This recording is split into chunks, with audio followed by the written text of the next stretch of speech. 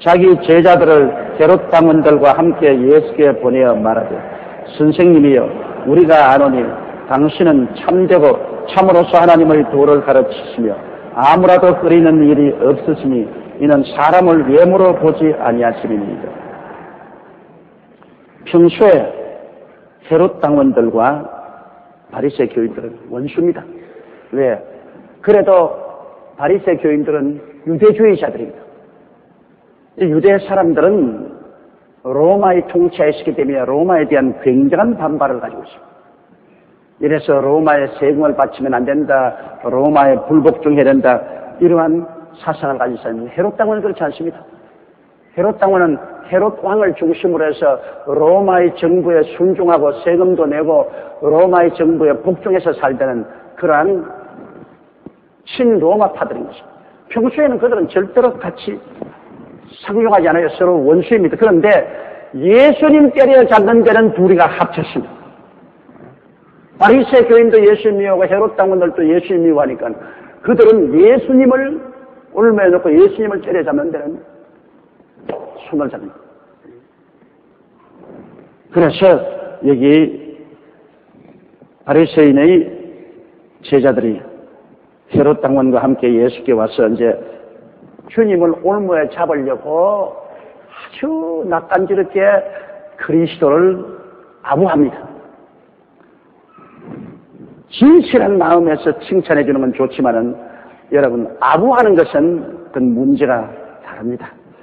아부하는 것은 벌써 입에 침도 바르지 아니하고 막 치켜 올리는 겁니다. 치켜 올리는.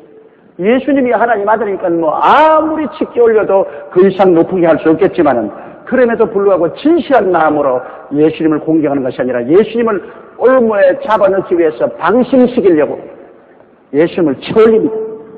사람이 붕 뜨면 정신을 차리지 못하기 때문에 올무에 걸릴 때 있잖아요. 그 예수님을 붕 띄워가지고서 정신을 못 차리게 해서 그래서 올무에 잡으려고. 이제 그들이 아예 입술에 침도 안 바르고 이렇게 말합니다. 선생님이요, 우리가 아노니 당신은 참되고 늘 예수님을 거짓되다고 하는 사람들이 이제 와서는 이런 아침을 합니다. 당신은 참되고 참으로서 하나님의 도를 가르치시며 예수님이 도를 가르치는 것은 전부 거짓되고 이단이라고 말하는 사람들이 이제 여기 와서는 예수님이 하나님의 도를 가르치고 아무라도 끓이는 일이 없었으니 이는 사람을 외모로 보지 아니하십니다. 사람 차별 없이 사람을 대하니까 당신 참 훌륭하다. 이렇게 치켜 올립니다. 예수님은 사람의 속을 살펴보고 계시는데 이런 말 듣고 붕 뜨실 분이 아닙니다, 여러분. 예수님이 뭐 사람의 속을 딱 환히 보고 계시는데 임원들이 또 날 시험하려고 이렇게 낯간지러운 소리 하는구나 하는 거 주님 알고 계시죠. 그러고 난 다음에 예수님을 이제는 진퇴유혹에 빠뜨립니다. 진퇴유혹에는 앞으로 나갈 수도 없고 뒤로 돌아설 수도 없는 깊은 구렁텅이를 말합니다. 전진도 후퇴도 하지 못하는 그러한 올무 속에 예수님을 잡아놨습니다. 17절요. 그러면 당신의 생각에는 어떠한지 우리에게 이르소서. 가이사에게 세를 바치는 것이 가하니까 불가하니. 자, 이게 정말로 교활하고 악한 계획을 가지고 예수께 질문합니다. 가이사는 그 당시 로마 황제의 이름입니다. 이 가이사 로마 황제에게 세금을 바치는 것이 옳으니까 옳지 않습니까? 굉장히 예리한 문제입니다. 왜냐하면 유대민족들은 로마의 통치하에서 로마의 식민지였었으나 굉장히 독립심이 강했어요. 그래서 로마 사람들에게 세금 바치는 데에서 굉장히 저항합니다. 왜 우리가 로마 사람에게 세금을 바치고 로마 황제에게 세금을 바치고 황제를 숭배해야 됩니까? 그에 대해서 굉장히 반발합니다. 그래서 로마 황제에게 세금을 바치고 로마 황제를 신으로 경배하면 그들은 민족 반역자로 낙인을 찍었습니다. 그러므로 자, 예수님을 민족 반역자가 되느냐 안 되느냐 그 기로에 서도록 만듭니다. 로마 황제에게 세금을 바치는 것이 가하니까 가하지 않으니까. 그 당시엔 로마 제국이 그 식민지 사람들에게는 인두세라는 것을 정했습니다. 사람 머리대로 세금을 매기고 남자는 14살, 여자는 12살부터 65세까지 사람 머리수에 따라서 세금을 정해요. 무조건 하고 사람으로 태어나면 남자는 14살, 여자는 12살, 그래서 65세까지 세금 내야 돼요. 그래서 사람이 세금 낼 때마다 굉장히 저항하고 미워하지만 세금 안 내고는 살 수가 없어요. 그런데 이 가이사에게 세금을 내는 것이 옳으니까 옳아야 합니다. 자, 이 일은 예수님이 세금을 내라 하면 당신 민족 반역자다. 당신은 유대인의 메시아도 아니고 선생도 아니다. 당신은 로마 제국의 주구다. 개다. 이래가 그리스도를 반발할 것이고, 만일 가이사에게 세금을 내지 마라 하면 헤롯 당원들이 당장 고발을 합니다. 로마 당국에 고발해서 이 사람은 돌아다니면서 국민들을 선동해서 로마의 황제에게 세금을 바치지 않고 경배하지 못하라고 하는 반역적 행위를 합니다. 당장 그건 체포되면 사형입니다. 그러니 세금을 내라 해도 유대민족에게 버림을 당하고, 세금을 내지 말라고 하면 그것을 올무로 잡아가지고서 이제는 반역을 도모하는 역도라고 해서 체포해서 그걸 죽이려 했습니다. 그래서 이 바리새 교인이나 헤롯 당원들은 속으로 이제는 잡았다. 자기가 아무리 머리가 좋아도 이 올무는 빠져나가지 못한다.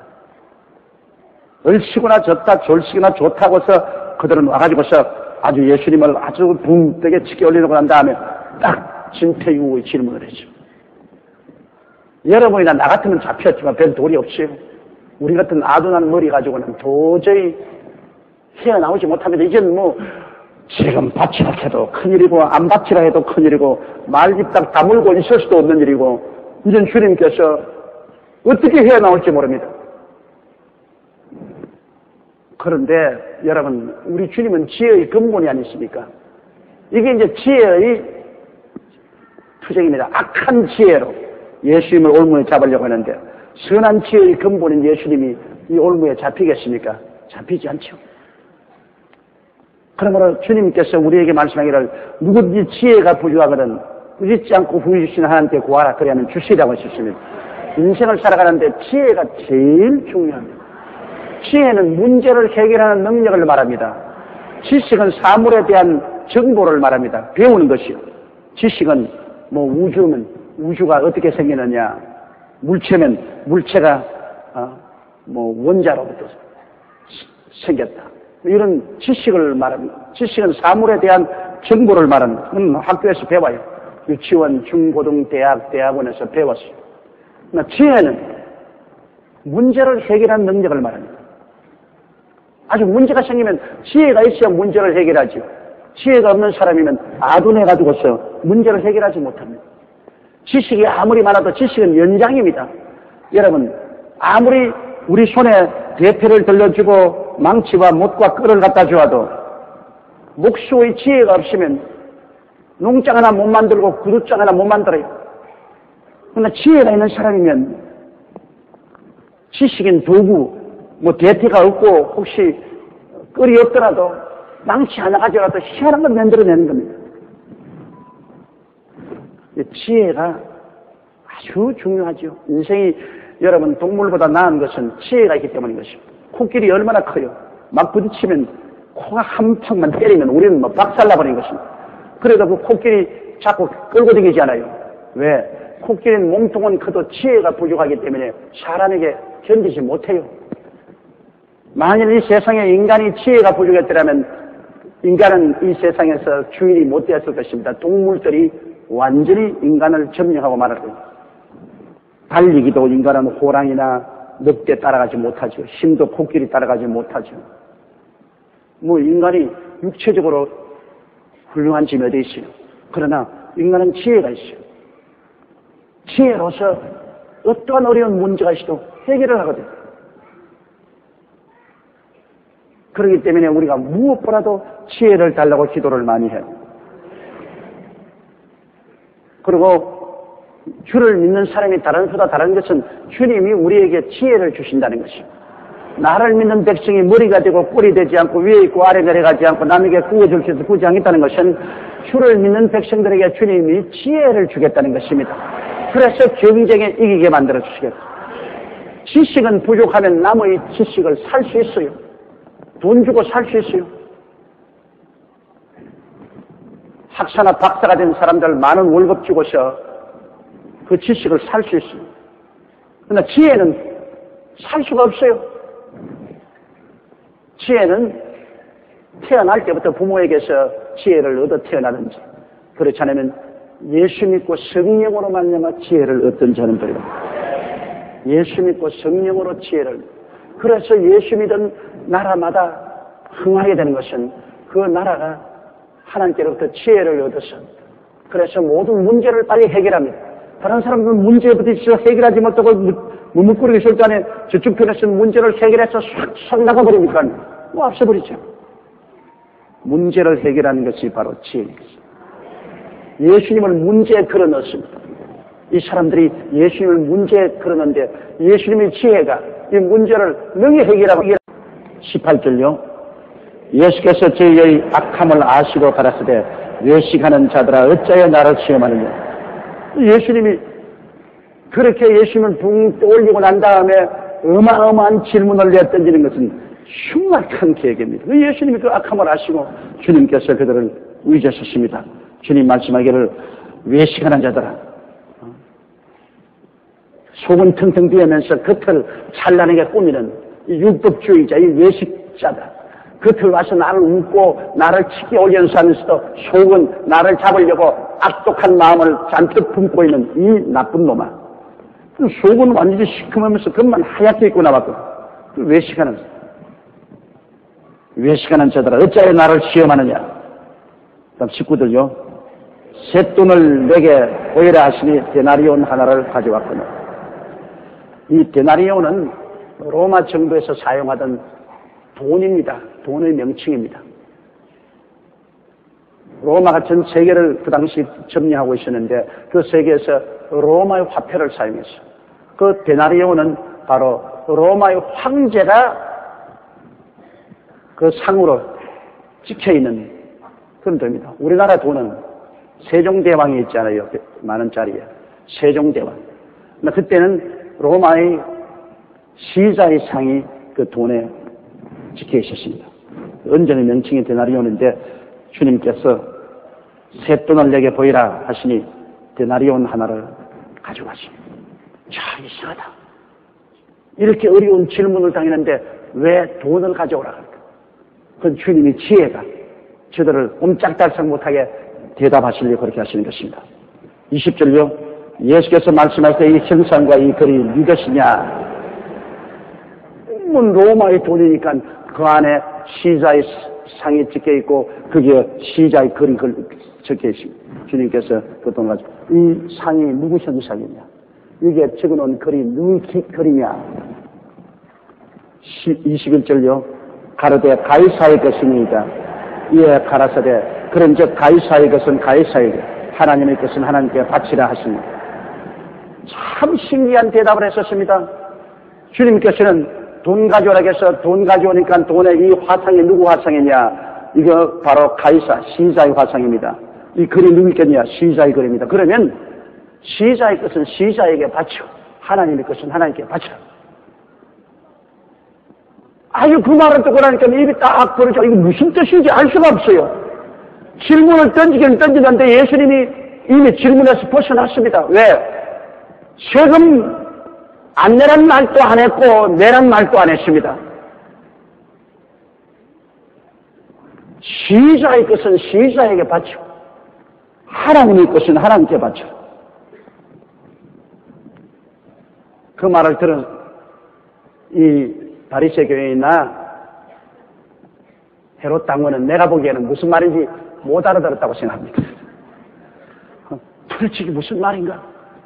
아예 예수님의 너무나 탁월한 해석에 그만 한 대 얻어맞았고 예수님을 반대하려고 하는 사람들도 예수님 말을 책을 못 잡는 게 이 돈이 누구 돈이냐? 시자의 돌입니다. 시자의 것은 시자의 돌이고 하나님 것 하나님께 반드시 드리라. 그러니 자 예수님이 시자 반대한다고도 말 못하고 하나님 반대한다고도 말 못하고 막 그래서 그들이 아주 벙어리가 되고 말한 것입니다. 지금 오늘날 우리가 이 말을 들어도 너무나 기가 막힌 대답이어서 우리도 몽합니다. 나도 오늘 아침 이게 읽으면서도 뻥해요. 예수님이 이런 말씀을 하셨는가. 그러므로 우리 주 예수께서 그들이 올무에 집어넣으려고 한 그 흉악한 괴계를 놀라운 지혜로서 대답하심으로 그들이 변박하지 못하게 만들었습니다. 로마의 황제를 예수님께서 저항하는 것도 아니고 하나님을 거역하는 것도 아니고 아주 묘한 대답을 하셨습니다. 이 대답을 통해서 오늘날 우리의 여러 가지 문제를 해결할 수 있어요. 우리가 이 세상에 사는 동안에 세상 법은 세상 법대로 지키고 하나님의 법은 하나님 법대로 지켜야 된다는 것입니다. 우리가 세상에 살면은 이 세상의 법을 나는 예수 믿기 때문에 세상 법은 안 지킨다. 그렇게 말할 수 없습니다. 하나님의 법에 어기지 않은 이상은 세상 법은 다 지켜야 되는 것입니다. 하나님 법에 어기는 것은 목숨을 바쳐가지 말아야죠. 북한에 김일성 동상 세워놓고 난 다음 동상에 절하라. 그건 하나님의 법에 어기기 때문에 그는 목숨을 바치고라도 김일성 동상에 절할 수 없습니다. 그러나 그런 하나님의 법에 어기지 아니한 이상은 이 세상에 사는 동안은 그 나라의 삶은 그 나라 법을 지켜야 돼요. 그리고 그 나라의 법을 지킴과 동시에 또 하늘나라 법도 지켜야 돼요. 우리가 하나님의 계명도 지키고 율법도 지키며 살아야죠. 이렇게 되면 예수님께서 가르친 것은 나라의 법도 지키고 그리고 하나님 법도 지켜라. 그 말인 것입니다. 그리고 하나님 법에 어긋나는 나라의 법은 우리가 저항하고 지키지 말아야 되는 것입니다. 우리가 대한민국에서 태어난 이상 대한민국의 법을 지켜야 됩니다. 대한민국의 헌법과 대한민국의 모든 사회 법을 지켜야 돼요. 나는 예수 믿기 때문에 법을 안 지킨다. 하늘나라 시민이기 때문에 세상 법은 안 지킨다. 그것은 말이 안 됩니다. 우리가 이 땅에 사는 동안에는 이 땅의 법을 지켜야 돼요. 하나님 말씀에 반대되지 않은 이상은 우리가 이 땅의 법을 지켜야 돼요. 이 땅에 수일을 예배 보지 마라. 그건 우리가 이 땅의 법이 아무리 무서워도 결사적으로 우리는 반대해야죠. 죽더라도 반대해야죠. 나 오늘 아침 신문 보니까 이번 미국 조그마한 도시에서 그 애들이 총 쏴서 많은 친구를 죽였지 않습니까? 그런데 한 놈이 그 여학생 보고 너 하나님 믿느냐? 총을 던지고 그러니까 그 여학생이 나 하나님 믿는다. 탁 쏴 죽였어. 그거 보고 난 상당히 그 여학생의 신앙에 감동을 입었습니다. 총을 겨누고서 자기 같은 학생이 너 하나님 믿느냐? 하나님 믿으면 죽여버리겠다. 그 총구 앞에서도 조금도 움츠리지 않냐고 나는 하나님 믿는다. 신앙 고백을 하고 총알을 맞고 죽어도 하나님을 배신하지 아니했다. 그 순식간에 일어난 것이지만은 그 신앙에 대해서 감동을 받았습니다. 우리가 하나님을 믿는 데 대해서 저항이 되는 것은 절대로 찬동할 수 없습니다. 순교를 당하더라도 우리는 찬동하지 못해요. 오늘 많은 대한민국에 예수 믿는다는 장로나 집사나 목사들이 북한에 가서 김일성 동상에 넙적넙적 절을 하고 유유히 내려옵니다. 난 정말로 너무너무나 가슴이 쓰립니다. 어떻게 예수 믿는 목사, 장로, 집사들이 북한에 무엇이 그렇게 좋게 올라가 김일성 동상에 넙적너적 절을 하고도 와서 북한에 갔다 왔다고 자랑합니다. 사드락과 메삭과 아벳느고는 느부갓네살이 만든 금신상에 절하지 않기 위해서 그들은 불구덩이 속에도 들어갔습니다. 왕이 만든 신상에 우리는 결코 절하지 않겠다. 실베나 뜨겁게 한 불구덩이에도 들어갔습니다.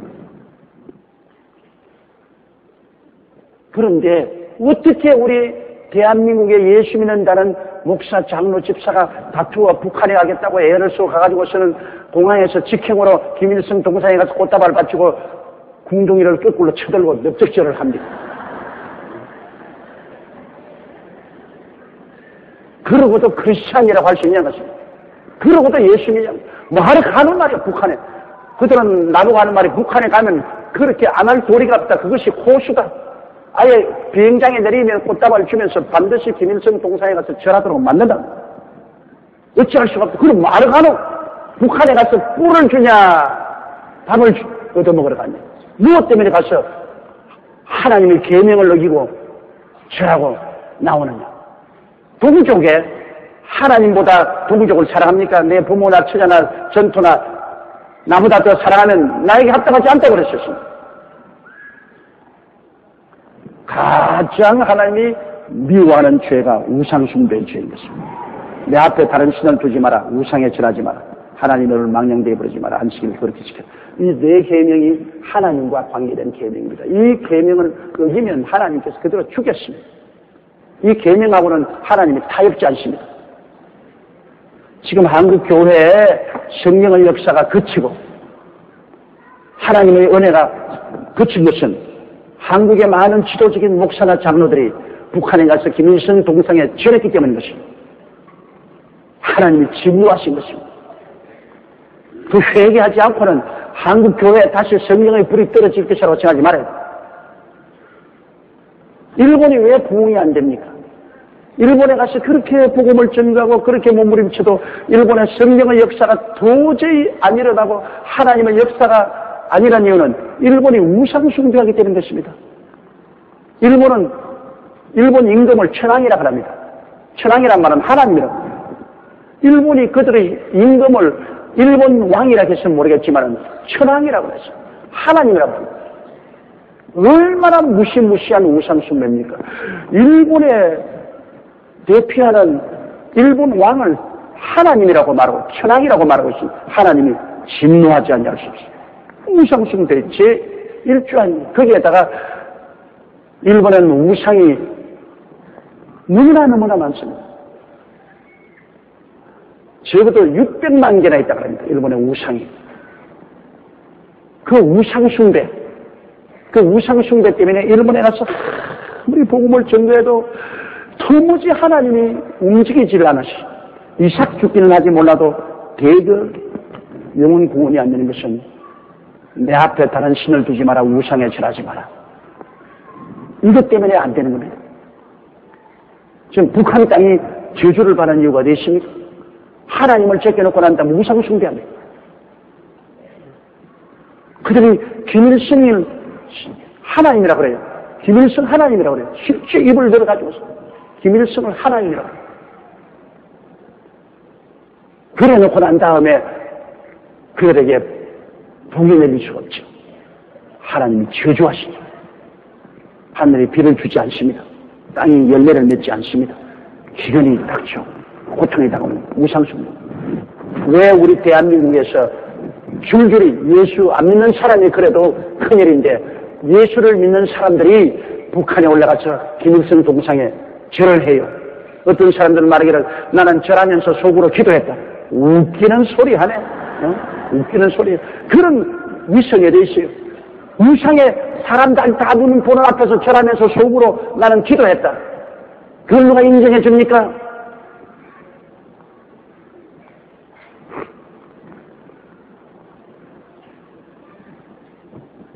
그러므로 우리 민족이 이 죄를 지금 짓고 있으므로 IMF 한파도 당하고 우리에게 수많은 어려움이 다가오는 겁니다. 이것만은 타협할 수 없어요. 절대로 여러분 예수 믿는 사람이 다른 죄들은 인간이 이상 죄를 짓지 않은 의인은 없어요. 윤리적 죄는 끊임없이 지어요. 사람과 사람 관계의 죄. 내 부모를 공경하라, 살인하지 마라, 간음하지 마라, 도둑질하지 마라, 내 이웃을 거짓 증거하지 마라, 내 이웃을 탐하지 마라는 이 윤리적인 죄는 자꾸 세상에 살아가면서 자꾸 짓게 되고 자꾸 회개하고 또 하나님 용서해 주셔요. 그러나 하나님이 절대로 타협하지 않은 것은 하나님과의 관계입니다. 내 앞에 다른 신을 두지 마라, 우상에 절하지 마라, 하나님의 이름을 망령되이 부르지 마라, 안식일을 거룩히 지켜라. 여기에 대해서는 타협하지 않습니다. 하나님 단호해요. 그래서 이스라엘 백성 하나님이 애굽에서 선민으로 끌어온 친백성도 그들이 바알신과 아세라신을 섬기고 야훼 하나님을 떠날 때 주님이 선민 계약을 철폐하시고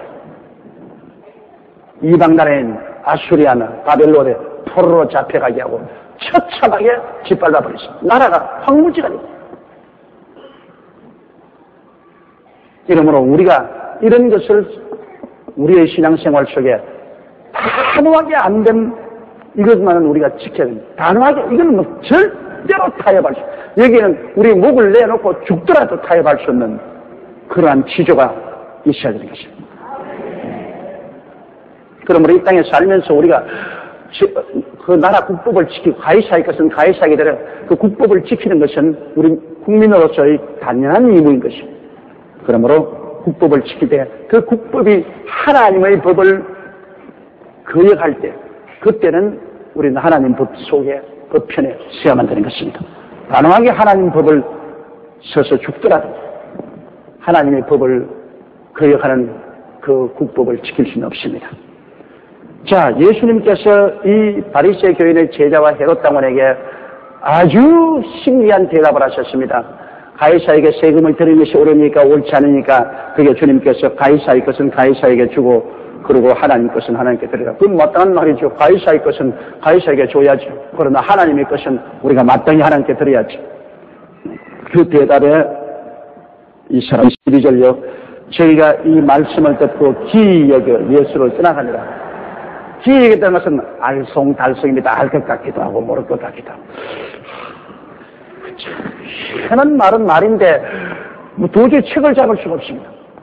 가이사의 것은 가이사에게 드리라 했으니 세금 못 받지라 했다고 잡을 수도 없고 하나님 것은 하나님께 드리라고 했으니 하나님을 반역했다고 말할 수도 없고 그래서 이게 도대체 무슨 뜻이고 무슨 말인가 그게 또 질문을 했다가는 영 바보 되겠기 때문에 그만 말도 못하고 입 딱 다물고 막 까우팅하고 떠나버렸어요. 그러므로 주님의 지혜를 대항해서 말한다는 것은 도저히 어리석입니다. 하나님의 지혜입니다. 하나님이 그 지혜로 천지와 만물을 지어쳤는데 어떻게 하나님의 지혜를 시험을 받은 사람이 대항할 수 있겠습니까? 우리는 우리 주님께 주야로 지혜를 구해야 되는 것입니다. 하나님 지혜를 주시고 지혜롭게 생각하고 지혜롭게 말하고 지혜롭게 행동하게 도와주시고 지혜를 가지고 문제를 해결하면서 살아가게 도와주시고 우리 국민 전체가 그리스도 앞에서 지혜를 얻으면 우리는 그 지혜를 통해서 이 세상의 1등 민족이 되는 것입니다. 지혜를 통해서 모든 문제가 해결되는 것입니다. 지혜롭게 행동하는 것 얼마나 좋습니까? 이번에도 여러분 지하철 노조가 파업을 일으켜서 국민의 경제활동에 굉장히 지장을 주었지만은 우리 국민들이 지혜롭게 자제를 하고 일어나서 뭐 파괴를 하고 폭동을 일으켜하는 게 문제가 될 텐데 지혜롭게 자제하고 또 노조원들도 지혜롭게 극한 투쟁을 하지 않고 타협해서 이 노조 보이콧들을 지하철 보이콧한 것을 중지시키다는 게 얼마나 지혜로운 일이십니까? 이런 것이 지혜입니다. 이 어리석게 그냥 내리붙어가 막 싸우고 막 끝까지 막 극한적으로 나가면 이를 통해서 우리 겨우 살아가는 경제도 완전히 죽여버립니다. 우리에게 투자한 외국 사람들 전부 돈 뽑아서 그러면 날 살리려고 도망을 쳐버리고 또다시 우리는 IMF 그 전 시대로 위기 속에 들어갈 수 있습니다.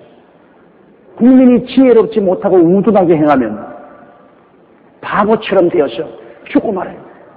여러분 곰 잡는 걸 어떻게 잡는지 알아요? 버드나무에다가 이렇게 줄을 묶어놓고 큰 바위를 하나 달아놓고 사람이 곰 있는 데서 밀거든요. 볼이 확 오면 사람은 싹 피하고 또 돈을 확 밀고 싹 피하고 그러다가 사람이 곰이 멀리 있으니까 참 재미있거든. 그래 곰이 있다고 자기도 돌을 싹 밀고 가만히 서 있으면 탁 때리잖아요. 그게 지혜가 있는 거하고 지혜가 없는 거하고 차이가 있습니다. 사람은 지혜가 있기 때문에 돌을 밀어놓고 싹 피하고 또 돌을 밀어놓고 싹 피하는데 곰은 싹 밀어놓고 탁 때리니까 화가 나니까 더 밀어버리면 더 힘껏 물어보니까 더 힘껏 탁 때리려고 돌이 깨져서 죽어버립니다. 이게 지혜가 없는 것하고 지혜가 있는 차이인 것입니다. 사람은 지혜가 있기 때문에 피할 줄 알죠. 곰은 지혜가 없으니까 피하지 못하고 자기 손으로 자기가 자살합니다. 그래서 옛날에 우리 겨울에 눈이 많이 오면 이 한경북도 지역에는 곰 사냥을 나갑니다. 그때는 총이 없기 때문에 나무로 스키를 만들어 타고서 창을 들고 곰이 있는 데서 스키를 타고 쫙 내려가요. 산에서 내려가면 곰이 사람은 그렇게 긴장하지 않아요. 창을 그냥 줘요. 저는 지가 가서 지가 찔러요. 창 빼앗는다고 사람에게 창을 뜨면 창을 빼앗는다고 빼앗어 자기가 찔러서 죽어요. 그래서 그 한경 남북도에서 겨울이 오면은 곰 사냥 나가가지고서 그래서 곰을 잡아요. 가끔 가다가 창을 잘못 던져서 곰의 발톱에 찢겨가 온몸이 상처 투성이가 돼서 병원에 오는 사람도 많아요. 그만큼 곰은 지혜가 부족하고 힘은 있으나 지혜가 부족하기 때문에 자기가 자기를 찔러 죽이잖아요. 아프리카에서 원숭이 어떻게 잡습니까? 인도네시아는 원숭이가 좋아하는 것을 여러분 오목 옷 단지에다가 넣어가지고서 거기에다가 원숭이가 좋아하는 여러 가지 열매를 그리고 단지를 딱 나무에다 묶어놔요. 그 사람이 원숭이 보는 앞에서 단지에 손을 넣어서 끄집어내서 먹거든. 원숭이 보는 원숭이 나무에서 보고 있어. 그래서 사람이 이게 손 내가지고서 또 하나씩 끄집어내서 먹고 두 원숭이가 보고 먹고 싶다. 그러다가 사람이 딱 떠나니까 싹 나무에서 내려와서 그 오지에다 손을 딱 집어서 사람은 거기에 손내가 지혜가 있으니까 요 사이에다가 알 하나씩 끼고 저를 끄집어내는데 한명 쥐었거든. 그 다음에 사람이 잡으러 오니까 이놈이 손으로 안 내고서 아무리 잡아 당기니까 나와야 말하지. 그래서 산채로 잡는 겁니다. 그 지혜가 있으면 손을 놔버리면 빠져나오는데 그걸 쥐고서 잡아 당기니까 나올 턱이 있나. 그게 지혜가 있는 것하고 지혜가 없는 것 차이입니다. 사람은 지혜가 있기 때문에 집어넣어서 하나쯤 잡아서 손을 살 뽑아내지만 이거는 온 주먹으로 다 쥐고 있으니까 이게 나와야 말해야지. 지혜가 있는 것하고 미련한 것하고 차이가 여기에 있습니다.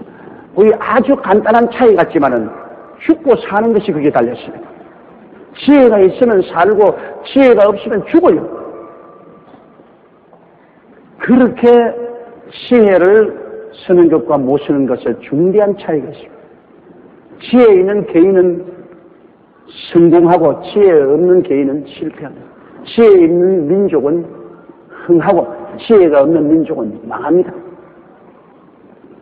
그런데 이 지혜가 여러분 예수를 믿고 하나님께 나오면 성령이 우리에게 지혜를 주시는 것입니다. 여기에 오늘 예수 믿는 사람과 믿지 않은 사람의 차이가 있는 것입니다. 하나님께서 우리 예수 믿는 사람에게 지혜를 주십니다. 우리 개인적으로도 지혜가 부족하거든 잊지 아니하시고 구해 주시는 하나님께 구하라. 이게 뭐 거짓말인 줄 압니까? 저 하늘이 무너지고 이 땅이 까지도 일정에서 변하는 하나님 말씀이 구하면 하나님이 지혜를 주시겠다고 말하겠습니다. 학교에서 공부는 잘 못해도 이 세상에서 크게 성공한 사람들 많습니다. 공부는 하기 싫어서 안 하는 거예요. 열심히 하면 여러분 누구든지 다 할 수 있어요. 사람은 하나님이 그런 지능을 주시기 때문에 누구든지 열심히 하면 다 돼요. 지가 하기 싫어서 안 하지. 그러나 지혜는 열심히 한다고 해서 지혜가 지는 것은 태어날 때부터 얻은 부모에게 태어나요. 지혜는. 안 그러면 예수 믿고 하나님께로부터 받아요. 지혜는. 근데 학교에서 공부는 못해도 사회에 나와서 참 많은 일을 성공하는 사람들 보면 지식은 모자라도 지혜가 탁월하기 때문에 돌멩이를 밀어놓고 제낄 줄 알지 늘 부딪혀가지고서 코가 박살이 나도록 그렇게는 하지 않거든요. 가정에도 지혜로운 주부가 있으면 남편이 월급을 적게 갖다 주어도 그걸 아주 규모 있게 가정생활을 하고 저축당합니다.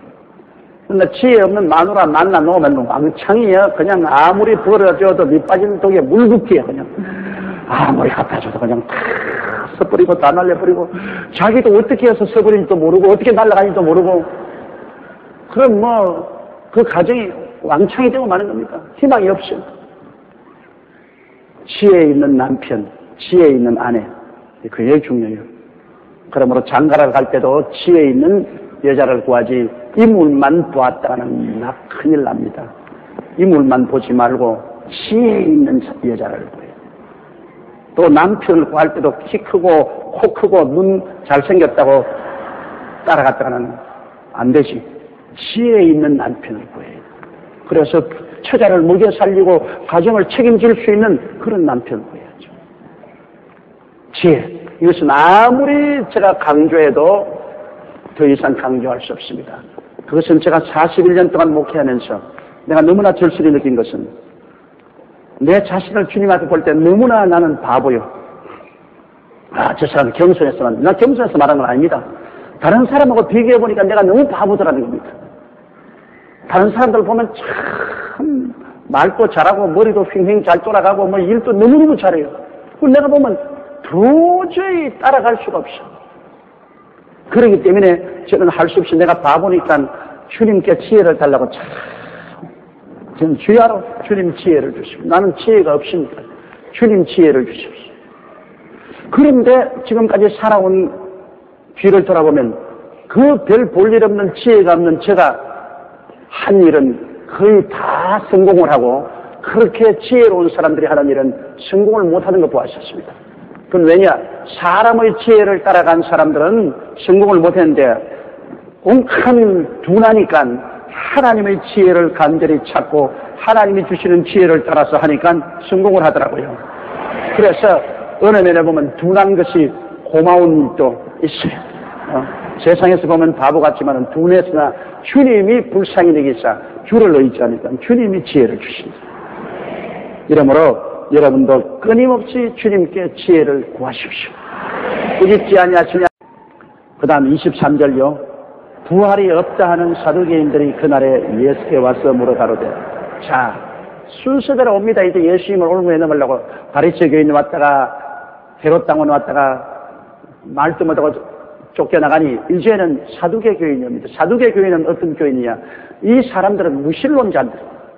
다 같은 유대인이지만 하나님이 살아계신 것과 모세를 통해서 율법을 주었다는 것을 인정하지만은 그러나 사람은 죽으면 그뿐이다. 영혼도 없고 죽으면 흙으로 돌아가 버리고 만다. 그저 그들은 하나님 모세를 통해서 하나님이 주신 율법을 지키며 사는 것이지 하나님에 대한 것도 희미합니다만 살았는지 없는지도 모르고 인생은 그저 살다가 죽으면 그뿐인데 모세가 준 율법만은 사실이기 때문에 그 율법만 지키면서 살아나가는 것이지 하나님도 안 계시고 천사도 없고 사람이 영혼도 없고 죽으면 그뿐이는 요사이 철저한 무신론자이죠. 그것이 사두개 교인인데 그 사두개 교인은 유대인 사회에서 소위 지식 있고 권력 있고 돈 있다는 등따치고 배부른 상층 사회에서 많은 지휘자를 건드리고 있었습니다. 오늘날 또 우리 현대주의나 신신약자들은 한 가지입니다. 현대주의나 신신약자들은 신은 죽었다. 근데 하나님 안 계십니다. 하나님 안 계시지만은 그러나 왜 그럼 교회 나오냐? 나는 신신약자한 사람하고 이나에게는 그 하는 말이 이 세상에 착한 사람들하고 교회 와서 예배드린 것이다.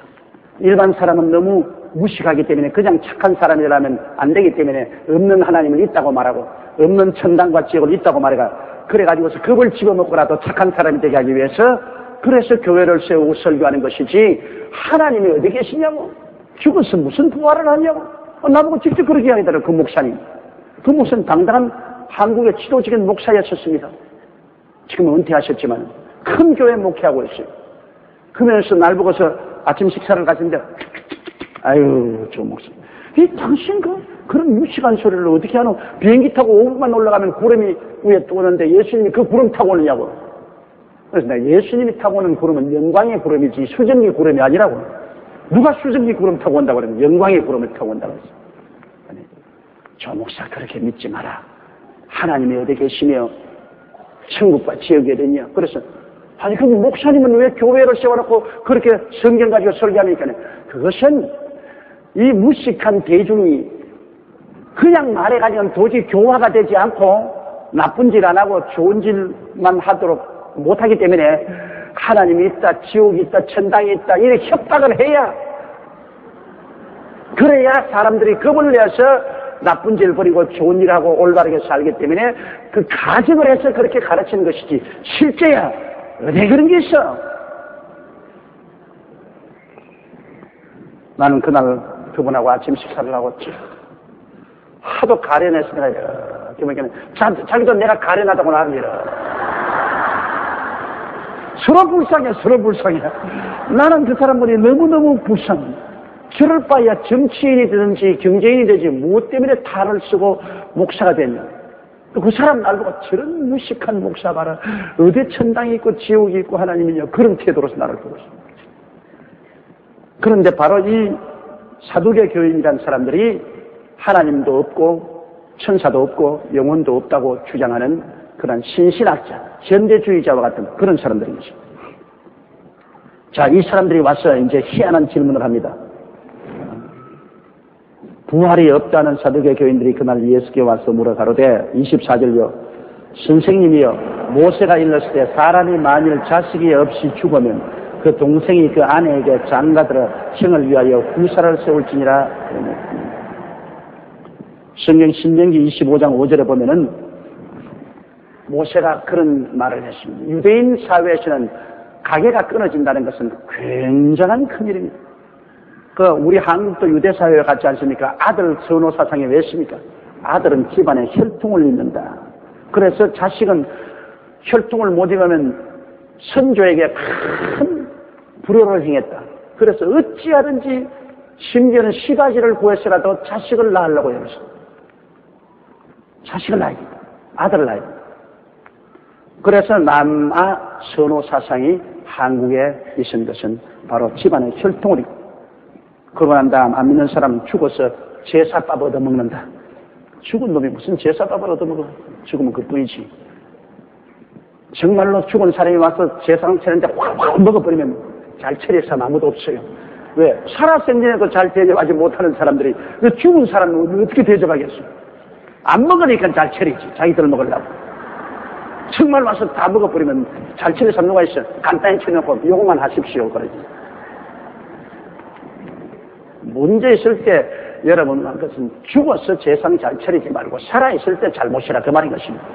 살아계실 때 꽁치 한 발이라도 더 많이 사가지고 좀 맛있게 대접하는 것이지, 죽고 난 다음에 제상 차리면 지 먹으려고 하는 것이지 뭘 조상 먹으려고 하는 겁니다. 그런데 유대인 사회에서도 꼭 여러분 성경에 보면 아브라함이 이삭을 낳고 이삭이 야곱을 낳고 야곱이 유다를 낳고 유다가 베레스를 낳고 베레스가 누굴 낳고 전부 낳고 이 학렬을 기록해 놓았지 않습니까? 그만큼 유대인 사회에도 혈통을 중요하게 합니다. 족보를 중요하게 합니다. 그렇기 때문에 가족 중에서 형님이 장가를 가서 아들을 못 낳고 죽으면 대가 끊어지지 않아요. 그러니까 그 대를 이어줘야 할 책임이 형제간에 있어요. 그래서 할 수 없이 그 형수에게 그 다음 동생이 장가를 드려야 돼요. 유대인의 법입니다. 지금은 그게 다 없었지만 그때는 모세 율법하였으니 법이에요. 동생이 가서 그 형수에게 장가들어서 첫 애를 낳으면 첫 애는 형님의 이름으로 유산을 이어나가야 됩니다. 둘째 애부터는 자기 애가 되지만은 첫째 애는 반드시 형님 이름을 가져야 돼요. 그러니 참으로 난처한 일이지요. 형수가 이물도 이쁘고 사람이 잘생겼으면 그러면 동생이 들어가서 장가들었는데 아예 막 형수가 막 이렇게 생겼으면 그 동생이 새로 장가드는데 왜 형님이 같이 데리고 살던 여자하고 내가 들어가서 대를 이어줘야 되냐. 그런 문제가 생기지. 그래서 아니 난 장가 안 들겠습니다. 그렇게 되면 어떻게 되냐면 이 동생을 공회에 끌고 나갑니다. 그 장로들이 대표들이 다 모인 앞에서 공개적으로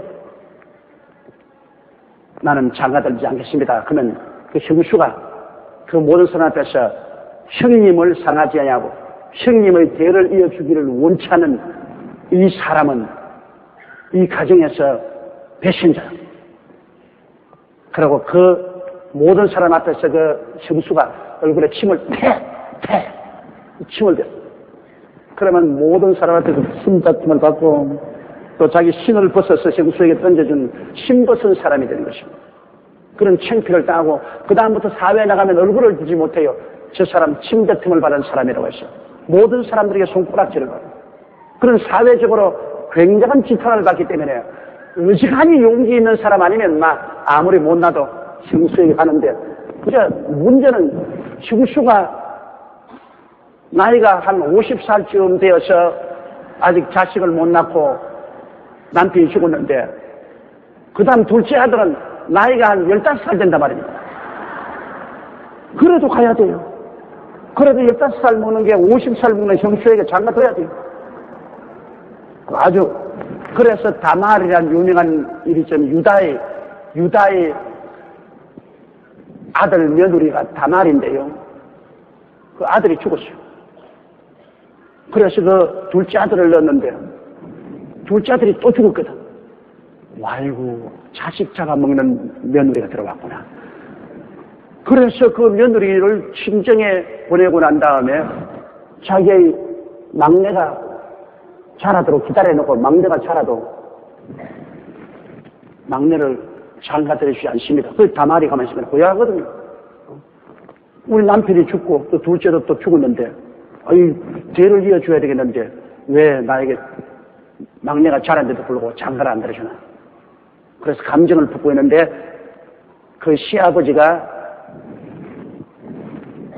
목장에 양털 깎으러 온다는 소리를 듣고 창녀의 옷을 입고 그 시아버지 앞에 오는데 기다렸습니다. 또 시아버지가 마침 시어머니도 죽고 혼자 외롭게 지냈는데 시아버지가 오니까 그래. 그러니까 이 베일을 쓰고서 이 시아버지를 꿰니까 시아버지가 그 자기 며느리인 줄 모르고 염소 새끼 한 마리 줄 테니까 나하고 같이 들어가자. 그러니까 그분이 그러면 염소 새끼 올 때까지 염소 새끼를 준다는 보증이 뭐냐? 뭘 주고? 지팡이하고 도장 내겠달라고. 그죠? 지팡이 가지고 도장 가지고. 그런 다음 그 며느리하고 잤어요. 그러고 자기가 돌아와서 친구 보고서 야, 염소 새끼 빨리 갖다 주라. 그 친구가 염소 새끼가 주면 여자가 없어요. 주위에 보니까 이 동네에는 그런 창이 없다고. 그래서 아유, 부끄러운 일이다. 지팡이도 잊어버리고 도장도 잊어버렸는데. 쉬쉬하세요. 근데 얼마 있잖아 소문이 났어요. 유다야, 너희 며느리가 방탕해가지고서 어린애기 가졌다. 그때는 그렇게 되면 끌어내서 불로 살아 죽입니다. 그러니까 유다가 막 대노해가지고서 그를 당장 친정집에서 끌어내어서 불로 살아 죽여라. 그래 만삭이 돼서 이 다말이 끌려 나오면서 나는 이 지팡이와 이 인장의 주인에게서 잉태되었다. 아, 그래, 받으니까 자기 지팡이야, 자기 도장이라. 이거 참 창피하게 자기 며느리하고 어린애기를 가졌어. 그래, 유다가 풀어줘라. 그가 더 정의롭고 내가 나쁜 사람이다. 내가 막내가 자랐음에도 불구하고 그에게 시집을 안 해줬기 때문에 이렇게 되었으니 내가 잘못했다고. 이래서 그 다말을 욕하는 사람도 있지만 그 다말의 정책은 자기가 결심하고 자기 남편의 뒤를 잇겠다는 그 각오가 대단한 여자입니다. 그 첫 남편에 대한 헌신과 충성이 이만저만한 아니에요. 그렇기 때문에 어떻게 하든지 나는 다른 데 시집가지 않고 우리 첫 남편의 씨를 이어주겠다. 그래서 정상적으로 못 이으니까 시아버지의 씨를 받아가지고라도 자기 남편의 씨를 이어주었어요. 이 다말의 그 남편에 대한 열정은 칭찬할 만합니다. 그 행위는 올바른지 안 올바른지 나는 모르겠습니다만 그 첫 남편의 씨를 잇겠다는 그 정열이 대단한 것을 볼 수가 있는 것입니다. 이처럼 그 유대 사회에서는 형이 후사가 없이 죽으면 동생이 그 형에게 장가들어서 자, 25절에 이제 이 사람들이 희한한 말을 합니다.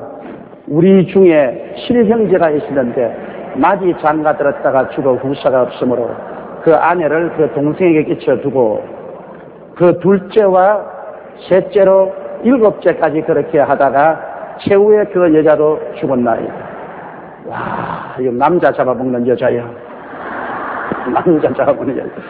이거 세상에 일곱 형제를 다 잡아먹어버렸어. 첫째하고 결혼해서 후사 없이 남편이 죽으니까 둘째가 또 들어왔으니 둘째가 또 죽고, 또 셋째가 들어왔으니 셋째가 또 죽고, 넷째가 또 들어왔으니 넷째가 또 죽고, 다섯째가 들어왔으니 다섯째가 또 죽고, 초상치다가 볼일 다 봅니다. 여섯째가 들어왔으니 여섯째가 또 죽고, 일곱째가 들어왔으니 일곱째가 또 죽고, 그것도 후사도 없이 여자도 죽었다. 이거 어마어마한 과장으로 말하는 것입니다. 어디에 일곱 남자가 들어와서 죽을 수가 있나요? 그러나 예수님을 공개하기 위해서 이 과장된 이야기를 만들어내는 것입니다. 자, 그러니 28절요. 그런즉 저희가 다 그를 취하였으니 구할 때 일곱 중 네 아내가 되리라. 예수님은 바리새 교인처럼 하나님도 계시고 천사도 있고 영혼도 있고 부활도 있다고 믿기 때문에 이제 예수님을 공격하는 겁니다. 그러니 자, 당신 부활을 믿는다고 그랬는데 이 여자가 일곱 형제를 다 남편으로 섬겼으니 부활의 날에 다 부활하면 일곱 형제가 다 내 아내라고 담겨들면 여자는 하나인데 남편은 일곱이라. 이거 어떻게 취급합니까? 그것도 질문이라고 하는지 참 예수님에게 올무에 넣으려고 이런 질문을 했습니다. 왜냐? 그들 나름대로 볼 때는 예수님이 하나님도 계시고 천사도 있고 영혼도 있고 죽었다가 부활도 있다고 믿으니까 자기들 생각으로는 불합리하다고 생각했죠. 부활하면은 다시 오늘날 같이 이렇게 부활한 줄 알고서 그러면 가정에 큰 문제가 생기지 않냐. 29절요. 예수께서 대답하여 가라사대 너희가 성경도 하나님의 능력도 알지 못하는 거로 오해하였다. 모르면 오해해요. 우리 사람들 그렇지 않습니까? 서로 분쟁이 붙을지라도 서로 이야기를 자세히 들어보면 오해가 안 되는데 서로 자세히 이야기를 못 들어보고 나면 오해가 될 때가 많아요. 알면 오해가 안 될 일도 모르면 오해가 되는 것입니다. 가까운 사람끼리도 원수가 되는 이유는 오해 때문에 될 때가 많습니다. 서로 사실을 알아보면 그렇지 않은데 사실을 모르고 나면은 오해를 하게 되고 그 때문에 문제가 생기게 되죠. 그래서 예수님께서는 너희 바리새 교인 너희들, 사두개 교인 너희들은 성경을 모르고 하나님 능력도 모르기 때문에 크게 오해해. 그럼 예수님이 저렇게 대답합니다. 30절요. 부활 때에는 장가도 아니라고 시집도 아니라고 하늘에 있는 천사들과 같습니다. 자, 부활 때는 그때는 장가도 안 가고 시집도 안 가고 하늘의 천사와 같다. 이 말이 굉장히 쇼크가 된 사람 많습니다. 제가 어느 우리 선교집에 생일 잔치에 가서 예배를 봐드린 남편 생일 잔치입니다. 그 남편이 굉장히 기쁨이 되어서 목사님 나는 부인을 가르치면서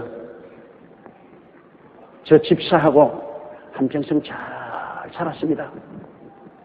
참 좋은 말이에요. 그 사람이 내가 죽어서 천당에 가더라도 저 늙은이하고 같이 살 거예요. 그러니까 그 집사님이 가만히 있다가 뭐 활짝 뛰는 목사님 저 말 믿지 마세요. 난 천당에 저 사람하고 같이 간다면 난 안 갈래요. 한평생 나를 종으로 부려먹었으니 자기는 좋았지. 나는 한평생 저 사람에게 좋은 노릇하고 살았어. 이 평생 사는 것도 내가 억울한데 천당에까지 가서 저 사람하고 살아면 난 안 가요. 나는 안 가요. 저것 봐라. 저거가 뭐요? 지금은 내가 할 수 없이 당신 때 시집 왔으니까 그렇지. 천당에까지는 당신 곁에 안 가요. 이러한 사람은 이 소식이 굉장히 좋은 소식이에요. 천당에 가면 시집도 안 가고 장가도 안 간다. 시원해라. 저 영감에게 해방 얻었다. 저 바가지 끓는 마누라에게 해방 얻었다. 시원하다. 그럴 사람이 있어요. 천당에 가면 시집도 하고 장가도 하고 좋겠다. 또 이 땅에 살면서 그저 맹물에 자객돈 삶은 같이 아무 맛없이 사는 부부들도 있어요. 그죠? 신랑이니까 신랑인가 보다, 신부니까 신부인가 보다, 남편이니까 남편인가 보다, 아내니까 아닌가 보다. 남편이 나가서 안 들어와도 보고 싶지도 아니하고 들어오면 왔는가 보다. 마누라가 아무리 집에서 수고하고 계셔도 고마운 생각도 없고 그저 심부름 안 하면 그저 섭섭하지. 그 이외에는 별로 섭섭한 것도 없고 그런 또 남자도 있어요. 어느 남자가 골프장에서 골프를 치는데 장례식이 차가 지나가니까 모자를 벗어서 고개를 하면 이렇게 옆에 있는 사람이 당신 참 신사구나. 골프장 옆으로 지나가는 장례차 보고 모자 벗어서 이렇게 하는 거 보니까 아, 저 장례차가 우리 마누라 피워서 가는 줄.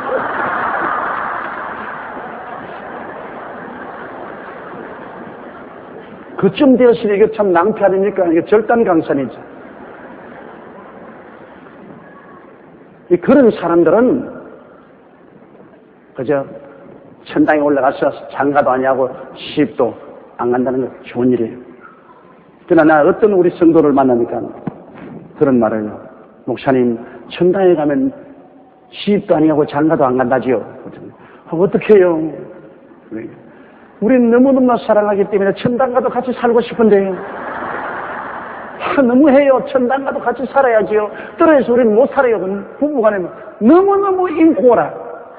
그래가지고서 천당 가도 영원히 같이 살겠다는 겁니다. 자, 이런 부부에 대해서는 이 소식은 이거 별로 좋은 소식이 아니에요. 천당에 가면 장가도 아니하고 시집도 아니하고 하늘에 천사가 간다. 그런데 천당에 올라가면 우리가 다 부활을 할 것입니다. 근데 장가고 시집가면 정말 낭패될 것은 천당에 가면 절대 다수가 여자입니다. 교회 어느 교회 제가 전 세계로 다녀봐도 교회 60%에서 70%는 여자입니다. 그러면 천당에 올라가면 천당은 거의 여성이 3분의 2는 점령하고 남자는 3분의 1밖에 안 됩니다. 그러고 난 다음 지옥에 가면은 남자들만 와글거려 그냥 전부. 뭘 남자야 막 지옥에는 뭐. 지옥의 60, 70% 남자들. 그래 천당에 장가가려고 하면 어떻게 갑니까? 장가가는 사람은 소수밖에 없고 수많은 사람들은 시집 못 갈 테니까. 그러므로 천당에 올라가면 시집가고 장가가는 것은 없다는 것은 그건 예수님 말씀 그대로인 것입니다. 우리가 다 부활하는데 이 땅에 살 동안에 왜 남녀가 있느냐? 생육하고 번성하여 땅을 충만하라. 하나님이 많은 자손을 얻기 위해서 남녀를 주신 것입니다. 그런데 부활해서 천당 가서는 자손을 낳을 필요가 없기 때문에 남자와 여자라는 생리적인 그러한 다른 점이 있을 필요가 없습니다. 사두 산다스님이 천당 갔다 올라온 이 땅에 돌아온 그런 기사를 제가 많이 읽어보았는데 가장 그 사람 글이 확실하고 신실하기 때문에 성경 이외에 그 사람이 한 글은 제가 즐겁게 읽습니다. 그런데 그분이 가보면 천국에 가니까 남녀의 구별은 없어도 남자는 부활한 천국에 들어온 모습은 억세고 여자들은 그렇게 섬세하고 아름답다는 것입니다. 세상에서 여자였던 사람은 하늘나라에서도 그렇게 섬세하고 아름다워. 남자는 역시 억세다는 것입니다. 그러므로 천국 올라가서 성적인 구별이 있을는지 없을지 그거는 성경에 말 안 했으면 모르겠지만은 내 생각에는 역시 천국 올라가면 여자들은 우아하고 아름다워.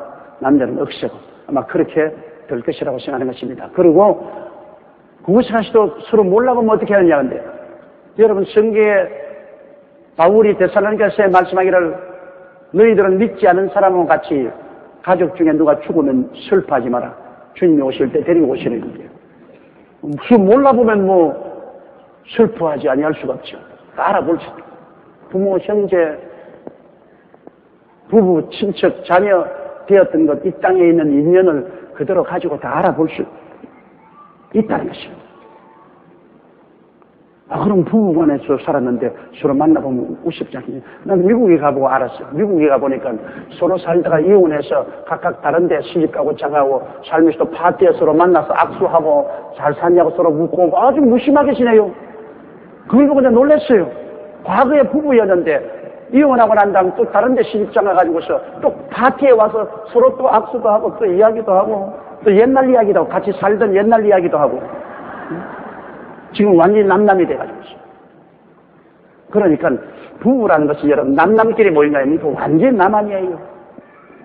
자식은 부모하고 혈연이 되지만은 부부라는 것은 완전히 남입니다. 법으로 서로 묶여있기 때문에 부부로 묶여있을 동안에는 부부지만은 그냥 헤어지면 남입니다. 부부라는 것은 무촌이죠. 가장 가깝죠. 가장 부부간에 서로 가까운데 돌아누우면 천촌만촌이요. 무촌인데도 돌아누우면 천촌만촌이요. 완전히 남이니까. 그렇기 때문에 일단 이 땅에 살 동안의 부부지 죽으면은 결혼의 관계가 헤어집니다. 남편이 죽으면 부인이 남편의 결혼 계약에서 자유롭고 또 아내가 죽으면 남편은 그 부인과의 결혼 계약에서 해당됩니다. 그리고 다른 남편, 다른 아내를 구해서 시집장가가도 아무런 상관이 없습니다. 이처럼 이 부부관계라는 것은 법적으로 서로 만나서 살다가 그냥 헤어지면 서로 남남이 되기 때문에 천당에 올라가도 그저 친구죠. 무서울 것 아무것도 없습니다. 이러므로 내가 보기에는 천당에 올라가서 우리가 하나님과 함께 천사처럼 살 때 우리는 다 그리스도의 그 넘치는 사랑 가운데서 서로 대화할 것이고 또 좋아할 것이고 그러나 결혼해서 사는 것은 없을 것입니다. 이러므로 부부간에 서로 사랑이 없는 사람은 희소식이 될 것이고 너무너무나 사랑하는 사람은 조금 슬픈 소식이 될 것입니다만 그러나 내가 알기에는 하나님께서는 이 땅에서 우리가 사는 것보다는 훨씬 좋게 해주겠다고 하셨으니 우리가 생각하는 것보다는 천국 올라가는 것이 정말로 더 좋고 더 아름답고 더 기쁘고 더 행복하게 만들어준다는 것입니다. 이 땅보다 못할 바야 왜 천당 가요? 이 땅에 사는 것보다는 훨씬 좋게 해줄 거니까 걱정하지 마세요. 손해가 안 될 겁니다. 아마 이 땅에서 인코 부부로 너무너무나 서로 사랑하고 살았으면 천당에 올라가서 부부는 안 되더라도 너무너무나 서로 좋아하는 친구가 되어서 살 수 있을 것입니다. 사실은 이렇게 아름다운 친구로서 서로 산다는 것, 이것이 시기와 질투도 없이 더 아름답고 더 좋을 수도 있을 것입니다. 그러므로